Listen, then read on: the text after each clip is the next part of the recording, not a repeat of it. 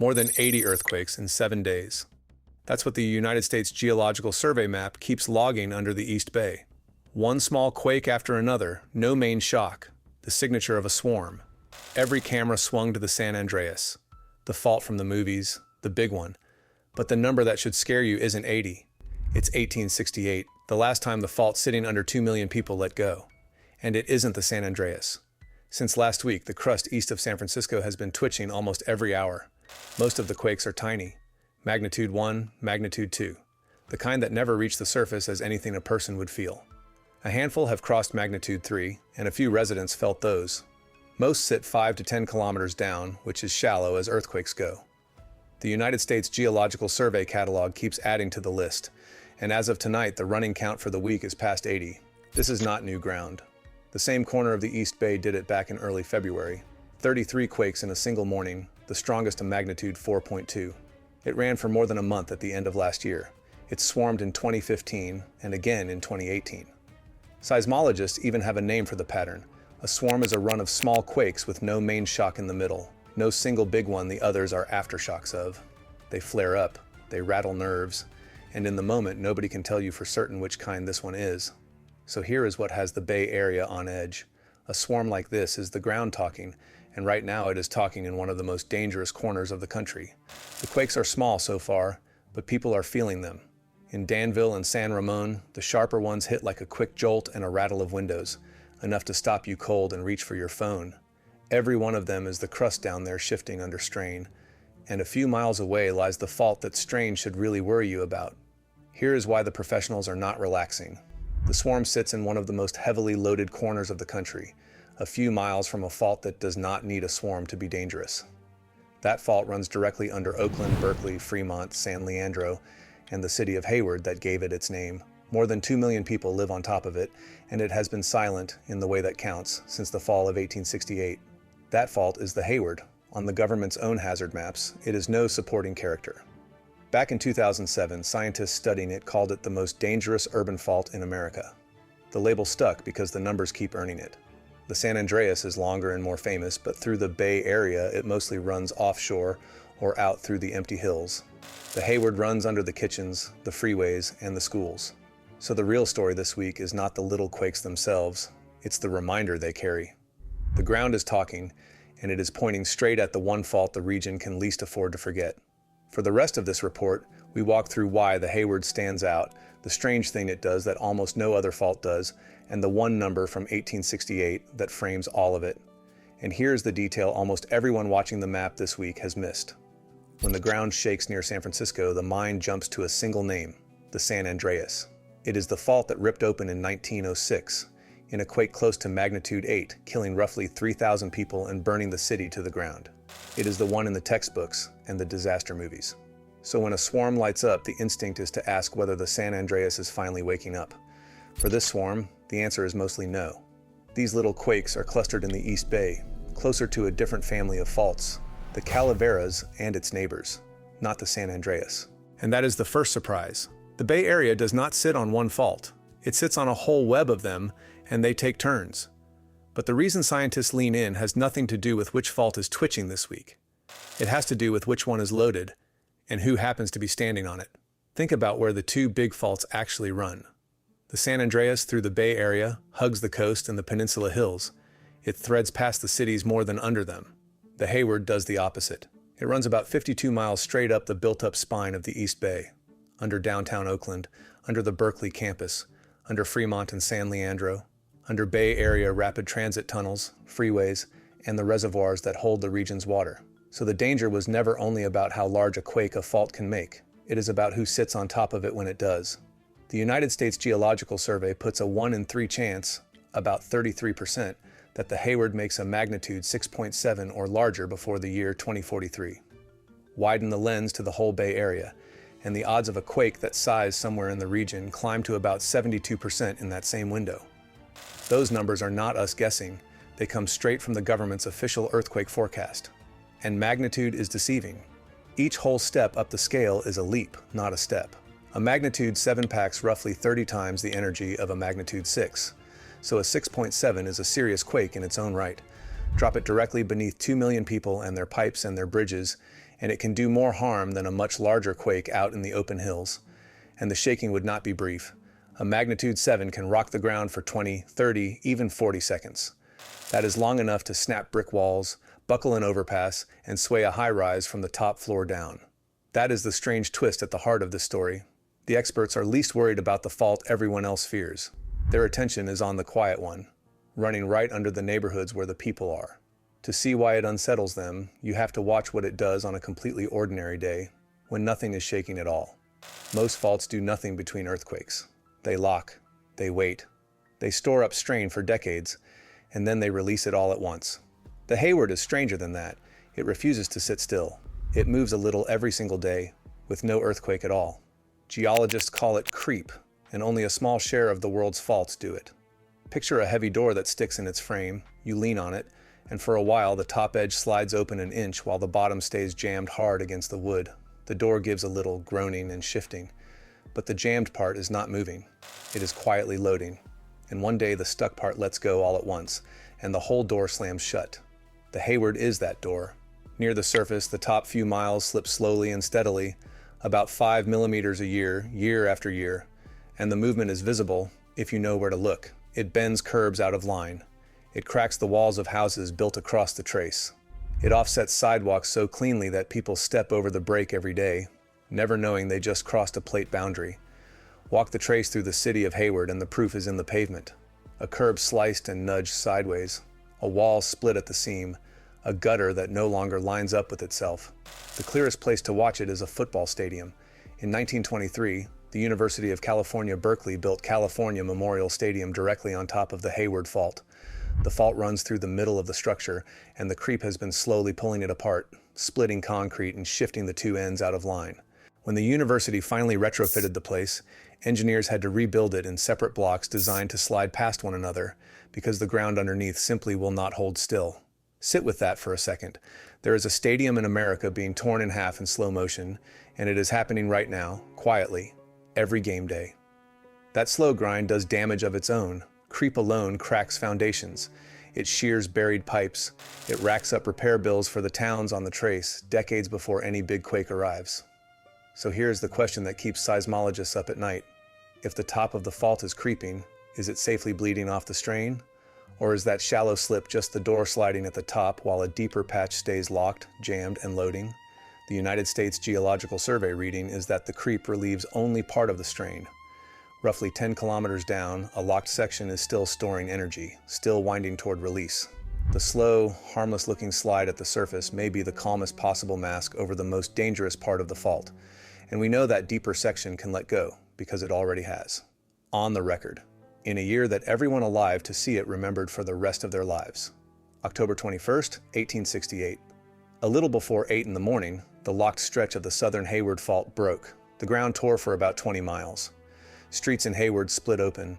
Buildings in San Leandro and downtown San Francisco cracked and fell. About 30 people were killed. The fault jumped several feet in a single instant.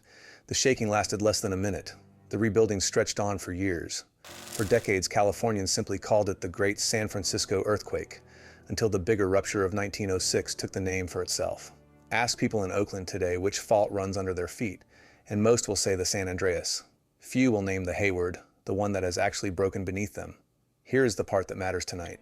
In 1868, about 24,000 people lived in all of Alameda County. Today, that number is more than 2.4 million. The fault did not grow. The city on top of it did. The United States Geological Survey estimates the population directly exposed to a Hayward rupture is now roughly 100 times what it was the last time the ground broke. Same fault. 100 times the crowd. For a century and a half, the region built as if that morning could not come again. Freeways were laid over the trace. Schools were raised across it. A stadium went up on top of it. The people kept coming, and the fault kept its own time, slipping a few millimeters a year and saying nothing. Now the number this whole report has been building toward. Scientists have dug trenches across the Hayward and read its past in the soil layers, counting the big quakes back roughly 2,000 years. The last several ruptures came at gaps of 95 to 183 years. The average lands near 150 years. The last one was 1868. Do that arithmetic. We are more than 150 years out. We are past the average gap by more than a decade. That is what overdue means here, and it is worth being precise about. An average is not a promise of a date. The Hayward could stay quiet another 30 years. It could also go this decade. What the math says for certain is that the fault is no longer early. It has used up its typical rest, and by its own long rhythm, it is living on borrowed time. There is one more reading that keeps the experts uneasy. In places, the fault's slow creep appears to have eased over recent decades, and a fault that creeps less is a fault gripping harder. When the quiet surface slip slows, it can mean the locked patch below is winding up tighter, storing more, not less. That is not a prediction either. It is one more needle on a long dashboard, and lately several have drifted the same way.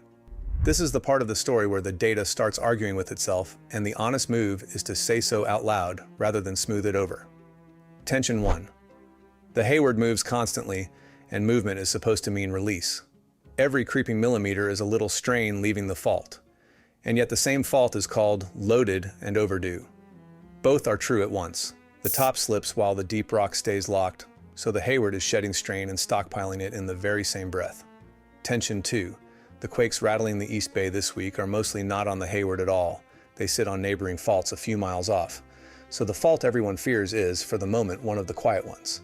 The alarm is not coming from the Hayward shaking. It is coming from the Hayward staying silent, right beside ground that will not settle. Tension 3, and this is the one nobody can resolve. Scientists cannot say whether a swarm on a neighboring fault makes the Hayward more likely to break, less likely, or no different at all. A nearby cluster of quakes does nudge the stress on the faults around it. Sometimes that nudge points toward rupture, sometimes away. The models can show the tug, they cannot say which way it finally breaks. We are not going to pretend those tensions resolve because they do not. The people who study this fault for a living hold all three facts in their heads at once, unsettled, and keep watching. It is a strange thing to sit with. Usually a warning is a signal getting louder. Here the warning is a fault gone quiet on a clock already past its average, right beside ground that is anything but. That discomfort is the honest state of the science tonight. A swarm always pulls a wave of claims online behind it. So let's sort out what the scientists can actually say and what they can't. Start with the one everyone is asking. Could this be the Hayward's warning shot? Nobody can rule it out. A cluster of quakes like this pulls on the stress of every fault around it, the Hayward included, and a pull like that can nudge a loaded fault closer to its edge. It has happened before, in other places, where a quake on one fault helped tip a neighbor into rupturing. Nobody is saying that is the likely outcome here, but nobody can promise it away either. And that uncertainty, sitting right on top of the most dangerous fault in the region, is exactly the kind of thing that keeps seismologists watching a swarm like this one around the clock. This corner of the East Bay has swarmed before, in 2015 and 2018, and here it is again, stirring right next to a fault that is already past due. The models can show you the tug. They cannot tell you which way it goes, or when, so anyone selling you a date is guessing, and anyone telling you there is nothing here to watch is guessing too. Here is what is not in doubt. This is not the San Andreas stirring. The quakes are in the East Bay, on the Calaveras side of the system, right next door to the Hayward, the fault that actually runs under these millions. If anything, that makes this more worth watching, not less. And do not let the creep lull you. The Hayward's daily slip looks like a fault quietly letting off pressure. Underneath, the locked section keeps loading no matter how smoothly the surface slides. That gentle creep at the surface is exactly what hides the danger below. So where does that leave you? Not panicked, but paying attention. The swarm and the Hayward may be two separate stories, or they may be the same one beginning to move. Nobody can say for certain yet. What is not in question is the clock underneath it all. Whatever these small quakes turn out to mean, the Hayward has already passed the average gap since 1868, and that countdown does not stop for anyone. So who is actually standing on this fault? Start at the north end, in the hills above San Pablo Bay, and walk it south. The trace runs through Richmond, through the Berkeley campus and that stadium, through the heart of Oakland, down into San Leandro, Hayward, Union City, and Fremont, and on toward San Jose, Richmond, Oakland, San Leandro, Hayward, Fremont. Line those names up and it is a wall of people, millions deep, standing on a fault that is quietly counting down. This is not empty countryside, it is one of the densest urban corridors in the western United States. And much of that ground is soft. A lot of the East Bay shoreline sits on Old Bay mud and landfill, which shakes like loose jelly and amplifies a quake. So even neighborhoods a mile or two off the fault can take a harder hit than the trace itself. The Hayward does not even stop at the water. Under San Pablo Bay, it links up with the Rogers Creek Fault to the north, and studies now treat the two as one connected system. That matters. A longer connected fault can make a longer, stronger rupture than 52 miles of Hayward alone. Now add the parts you cannot see. Several of the big water pipelines that feed the East Bay cross the Hayward Fault, including aqueducts that carry East Bay drinking water in from more than 90 miles away. Bay Area rapid transit tunnels cross it. Gas lines cross it. Power lines cross it. The freeways that move the whole Bay Area every morning cross it. A rupture would not simply shake buildings. It would cut the lifelines at the exact moment 2 million people needed them most, and some of those lines could stay broken for weeks. The United States Geological Survey actually modeled all of this in detail in a project called Hayward. They took a magnitude 7.0 on the Hayward, centered under Oakland, and ran the consequences across the whole region. The results are hard to read. Roughly 800 deaths, about 18,000 people injured, and on the order of $82 billion in property damage and direct losses, before you even count what comes after the shaking stops, because what comes after may be the worst half. Hayward estimated the shaking would spark hundreds of fires across the region at once, and that with water mains snapped, crews would struggle to reach them. In that model, fire does damage that rivals the earthquake itself. It is a direct echo of 1906, when it was the fire, not the shaking, that finished off San Francisco. That is not a flourish from us. It is written into the government's own report, alongside a 2-year aftershock sequence spread across 24 counties. The same report warns that tens of thousands of people could be forced out of red-tagged homes into a housing market that already has nowhere to put them. This is why the region has been bracing for years. Ever since the Loma Prieta quake of 1989 killed 63 people and dropped a double-decker freeway, the Bay Area has poured billions into getting ready, bolting freeway columns, retrofitting hospitals and schools, strengthening the Bay Bridge. It is a slow, expensive race against a fault that keeps its own schedule. And there is one more scenario the pros keep in the back of the drawer. The Hayward and the Calaveras, the same Calaveras busy this week, appear to be joined at depth too. If a rupture ever jumped from one to the other, the combined quake could reach around magnitude 7.4. That is many times stronger in energy than the 6.7 in the baseline forecast. It is not the expected case, and the United States Geological Survey calls it a possibility, not a forecast. But the faults are physically linked, and the restless ground this week is a reminder that they all belong to one system. So what should you actually watch from here, to follow this the way the scientists do, without the panic and without the false calm? Watch whether the swarm migrates. Right now, the quakes sit on the neighboring faults. If the activity starts creeping toward the Hayward trace itself, that is the first thing seismologists will flag. Watch the creep meters. The United States Geological Survey keeps instruments planted on the Hayward that measure the slow daily slip, and any real change in the creep rate is a signal either way. Watch the largest quake in the swarm. As long as it stays under magnitude 4, it is in the range these swarms usually run. A jump into the 5s is a very different conversation. And watch the depth. The 1868 rupture broke on the locked zone, roughly 8 to 12 kilometers down. Activity that starts reaching into that depth range directly on the Hayward itself is the pattern that would move this from a story we are watching to a story we are warning about. Watch the agencies, not the algorithm. The United States Geological Survey, the California Geological Survey, and the state's Office of Emergency Services are the ones who will speak up if the picture genuinely changes. The phone in your pocket matters too. Shake Alert went live across California in 2019, and it can catch a large quake in its first seconds and warn phones before the shaking arrives. A few seconds is enough to drop, cover, and hold on. So know 2 things tonight: where you would take cover, how you would reach the people you love. That is the part anyone can actually control. Here is where the report has to stay honest and stop. We cannot tell you when the Hayward will break. Nobody can. That is not a forecast, and we are not going to invent one. What we can say is that the fault beneath 2 million people has been silent since 1868, that its own clock passed the average years ago, and that the question the experts still cannot answer, whether the daily creep is bleeding the danger away or quietly hiding it, is the same question that decides how the next chapter reads. As of tonight, the swarm is still going. The Hayward is still silent, and the count under the East Bay is still climbing. This story is far from finished, so we will leave it with you. If the ground under your city was doing this, would you want a warning every time it stirred, or would you rather not know until it truly mattered? Tell us in the comments. And if you want the other half of this system, the San Andreas, and why its 300 years of silence frighten a different set of scientists, that report is on the screen now.